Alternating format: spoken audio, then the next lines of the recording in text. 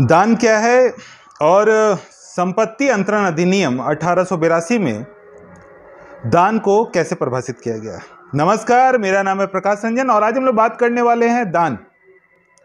Transfer of property act 1882 में दान को परिभाषित किया गया है और दान के बारे में विस्तार पूर्वक बताया गया है। सबसे पहले दान कौन कर सकता है। दान कोई भी जो कि स्वस्थ मानसिकता का हो, बालिग हो यानी 18 वर्ष से ऊपर का हो, उनका टाइटल बनता हो, मतलब उनका राइट्स हो उस संपत्ति पर, वैसे लोग ही दान कर सकते हैं। बहुत सारे लोग ऐसे भी होते हैं जो घर में उनका जो दिमागी हालत ठीक नहीं है, वो दान नहीं कर सकते, या वो बालिग नहीं है, वैसे लोग भी दान नहीं कर सकते। दान किस तरह की संपत्ति का होता है? तो दान चल और अचल, चल यानी कि मूवेबल और अचल यानी कि इनमूवेबल, दोनों ही प्रकार के एसेट्स का दान किया जाता है। मूवेबल जो एसेट्स होता है उसको दान करना, चूंकि वो मौखिक रूप से हो सकता है, आपके घर में गहना हो, गाड़ी हो, ऐसे चीज़ का दान करना बहुत आसान हो जाता है। मौखिक रूप से लोग जो है एसेट्स को बांट देते हैं जो मूवेबल आइटम है। लेकिन जो इनमूवेबल आइटम है उसको दान करना कठिन है। कठिन क्यों है? क्योंकि वो उसी जगह पर स्थिर रहेगा, उसको कोई लेकर नहीं भाग सकता है, वो वहीं पर स्थिर रहता है। और दान का मान लेते हैं, अगर कोई किसी को दान कर रहा है, दान संपत्ति का जब हम लोग खोजबीन करने लगते हैं, किसी का दादा अपने भतीजा को दान कर दिया, तो वो 20 साल पहले किए थे, लेकिन 20 साल बाद भी उसका खोज हो सकता है। तो जो इनमूवेबल एसेट्स होता है उसमें दान का महत्व बहुत ज़्यादा बढ़ जाता है।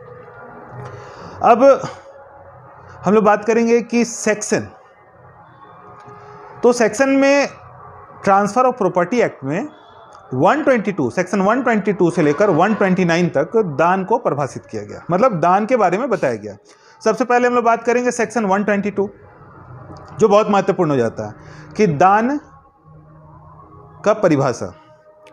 दो शब्द यहाँ बहुत महत्वपूर्ण हो जाता है, एक स्वेच्छा और दूसरा स्वतंत्र, और तीसरा बिना प्रतिफल का। कोई भी दान अगर हो रहा है तो वो स्वेच्छा से होना चाहिए, मतलब कि उसको दान करने के लिए किसी भी तरह का डराया धमकाया नहीं गया हो, उसकी इच्छा से हो रहा हो, मतलब उसको मजबूर नहीं किया गया हो। दूसरा बिना प्रतिफल का। मान लेते हैं अगर हम किसी को कुछ दे रहे हैं और उसके बदले में कुछ ले लेते हैं, कुछ रिटर्निंग हम ले लेते हैं, तो वो दान नहीं होगा। दान मतलब बिना प्रतिफल का। तो दान के लिए जरूरी है कि वो स्वेच्छा से हो, बिना प्रतिफल के हो और स्वतंत्र मानसिकता से हो। ठीक है, ऐसी चीज को ही हम दान कर सकते हैं। दान कैसे किया जाता है, मतलब कि उसकी प्रक्रिया, कि अंतरण जो होगा वो कैसे होगा। तो अगर कोई मूवेबल एसेट्स है तो वो मौखिक रूप से भी हो सकता है, लेकिन कोई इनमूवेबल एसेट्स है तो उसको हम लोग रजिस्ट्री के रूप में दान करें, और कम से कम 2 गवाह होना चाहिए।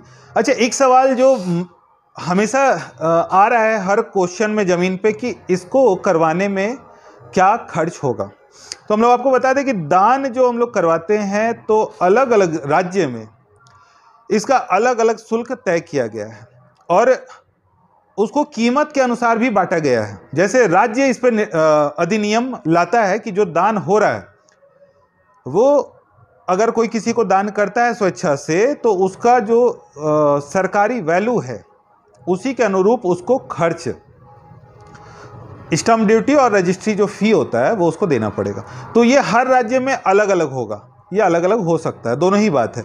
ऐसा नहीं है कि कोई इसका मापदंड है, लेकिन ये राज्य का जो अधिनियम आता है उस अधिनियम के तहत उसका निर्धारण किया जाता है कि इस राज्य में जो दान किया जाएगा उसका क्या फी होगा, और वो हर बार वो परिवर्तनशील है, बढ़ता घटता रहता है। वो राज्य पे निर्भर करेगा कि वो कैसे उसको घटा बढ़ा सकता है। तीसरा चीज़ की ये 123 में इसके बारे में बताया गया। 124 है वर्तमान और भावी दान।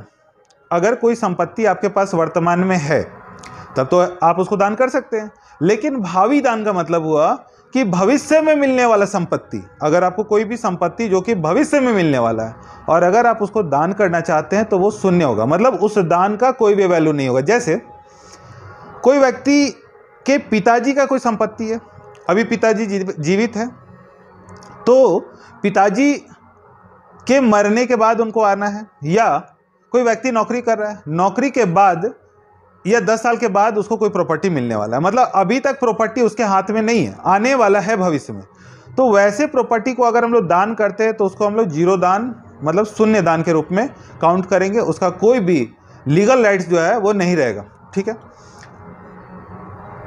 अब दान में एक चीज़ बहुत महत्वपूर्ण है कि दान दे रहा है जो, मतलब जो दानी है और दाता जिसको हम लोग बोल रहे हैं, और जो लेने वाला है जिसको हम लोग अदाता बोल रहे हैं।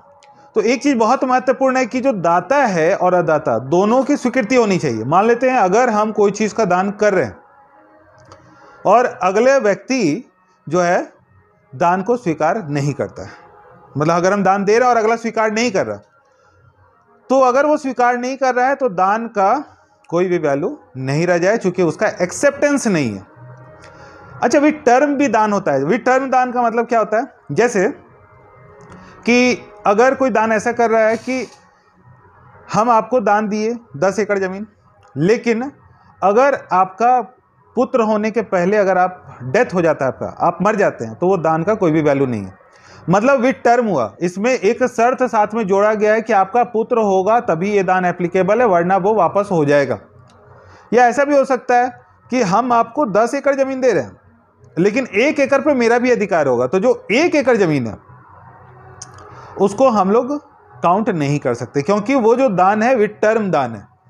अगर हम किसी को दान दे रहे हैं और उसमें टर्म भी लगा रहे हैं कि ये भविष्य में मेरा भी, मतलब हम पूर्ण रूप से उसका अंतरण नहीं कर रहे हैं। दान देने का मतलब कि उसका अंतरण होना चाहिए। अच्छा, दान के प्रकार में अगर हम लोग बात करें तो दान का सबसे सटीक अर्थ होता है कि एक जीवित व्यक्ति को संपत्ति का अंतरण कर रहा है, मतलब दोनों का जिंदा होना जरूरी है। जीवित व्यक्ति है और जीवित व्यक्ति को दान करे, मतलब जीवित व्यक्ति मरे हुए व्यक्ति को दान नहीं कर सकता। बहुत टाइम ऐसा हो सकता है कि बहुत लोग बोलते हैं भाई हम अपने बेटा तो मर गया लेकिन मेरा 2 पोता है, तो हम 2 पोता को ना दान करके बेटा पे दान कर रहे हैं कि बाद में दोनों को बढ़ जाएगा, लेकिन नहीं, चूंकि बेटा तो डेथ हो चुका है। तो जो जीवित व्यक्ति है वो जीवित व्यक्ति को ही दान करेगा। ये इसकी परिभाषा संपत्ति अंतरण अधिनियम 1882 में दिया गया। लेकिन 2 प्रकार का और दान है। जैसे एक जो दान है जिसको हम लोग बोलते हैं मरण शैय्या पर दान। कोई मरने वाला व्यक्ति है जो मरने जा रहा है और उस समय में कोई दान दे रहा है, तो उसका संपत्ति अंतरण अधिनियम में उसकी परिभाषा नहीं की गई है। उसका लीगल जगह है, जैसे सेक्शन 128 में उसका लीगल स्थान है, जैसे मुस्लिम के लिए और जो मरने जा रहे हैं उसके लिए 128 में स्थान है, लेकिन उसका जो अंतरण अधिनियम में स्पष्ट किया गया है वो वहाँ पर नहीं है।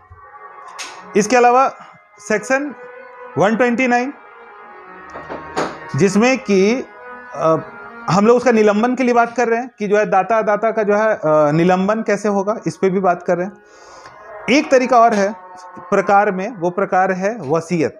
बहुत सारे लोग दान को वसीयत के रूप में करते हैं। अगर हम दान वसीयत के रूप में कर रहे हैं तो संपत्ति अंतरण अधिनियम में उसकी परिभाषा नहीं दी गई है। तो मुख्य रूप से हम लोग को समझने वाली बात है कि दान करने के लिए आपके पास आप बालिग होना चाहिए।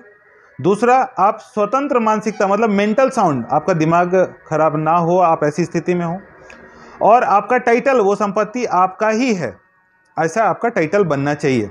और संपत्ति का जो हम लोग अंतरण कर रहे हैं वो पूर्ण रूप से होना चाहिए, रजिस्टर्ड होना चाहिए और गवाह के सामने होना चाहिए।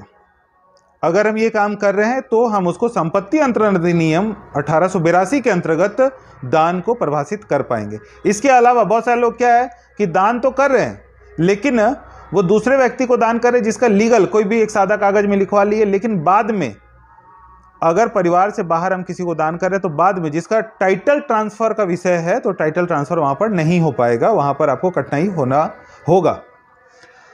अगर दान से संबंधित आपका कोई भी प्रश्न है, अगर आप कुछ आपके पास प्रश्न है या इस तरह का आपके पास कोई केस है तो आप कमेंट बॉक्स पे जाकर प्रश्न कर सकते हैं। यह वीडियो आपकी जानकारी के लिए बनाया जा रहा है, इसलिए इसको लाइक और सब्सक्राइब जरूर करें। बहुत बहुत धन्यवाद।